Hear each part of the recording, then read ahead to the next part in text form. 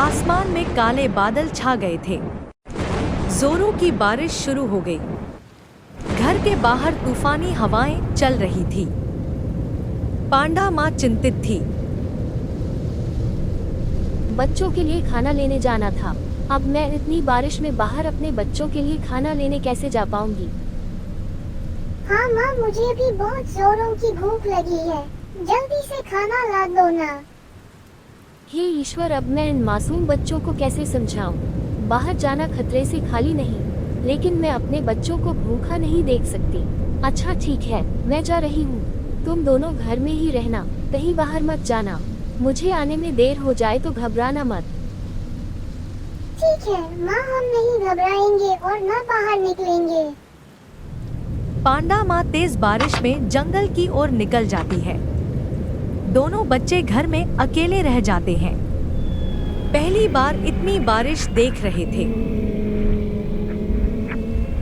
नहीं नहीं, ये बाहर से अजीब सी आवाज क्यों आ रही है? क्या कोई रो रहा है? आवाज तो बहुत डरावनी है। और इतना सारा पानी कहाँ से आ रहा है? माँ कब आएगी? मुझे बहुत डर लग रहा है और बहुत भूख भी। मुनमुन चुप हो जाता है। उसे माँ की बात याद आती है, डर लगे तो घबराना मत। पांडा माँ एक पेड़ से हरे पत्ते तोड़कर अपनी कमर पर बांधती है और घर की ओर चल देती है। हे राम, हर जगह पानी भरा है, चलना मुश्किल हो रहा है। मेरे बच्चे घर पर अकेले हैं। पांडा बहन, तूफानी बारिश में क्या कर रही हो? तुम्हारे बच्चे अकेले होंगे ना? बच्चों के लिए खाना लेने आई थी, लेकिन बारिश तेज हो गई, इसलिए रुकना पड़ा। कल ही मैंने जंगल में एक डायनासोर को देखा था। बहुत खतरनाक था। सुरेली बहन के पास जा रहा था। देखकर तो मेरी सांसें अटक गई। हे राम, बच्चों का क्या हाल हुआ होगा?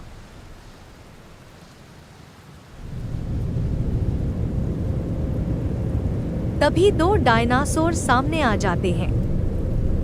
वाह, शिकार खुद चलकर आ गया। आज का डिनर यहीं पांडा होगा। मैं कोई साधारण पांडा नहीं हूँ। मेरे पंजों में जहर है और मेरी पीठ पर जो घास है उस पर जादूगरनी ने मंत्र डाला है, जो भी खाएगा पत्थर बन जाएगा। क्या हमें पागल समझा है? विश्वास न हो तो खाकर देख लो।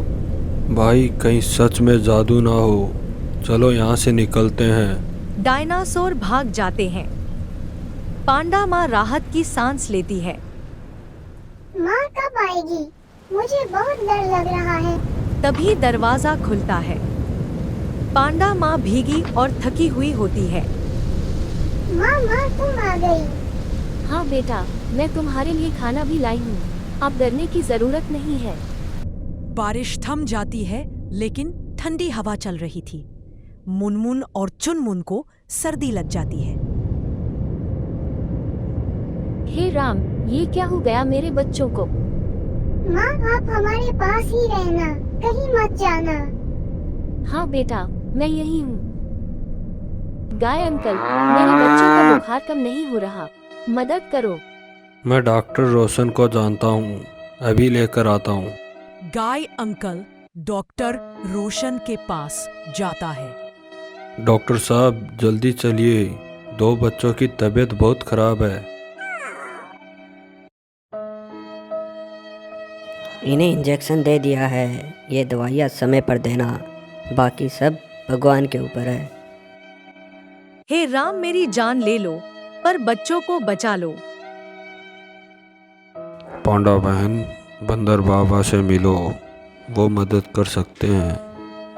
पांडा माँ बंदर बाबा के पास जाती है। जंगल के उस पार पहाड़ी के नीचे एक पुराना मंदिर है। वहां सच्चे दिल से प्रार्थना करने पर ईश्वर सुनता है। पांडा माँ कांटों, कीचड़ और पत्थरों से लड़ते हुए मंदिर के पास पहुँचती है। हे ईश्वर, मेरी प्रार्थना कबूल कर। मैं तुझसे और कुछ नहीं मांगती, बस मेरे बच्चों को जीवन दे दे। उसके आंसू बारिश में मिल जाते हैं। थोड़ी देर बाद बारिश थम जाती है। एक रोशनी चमकती है।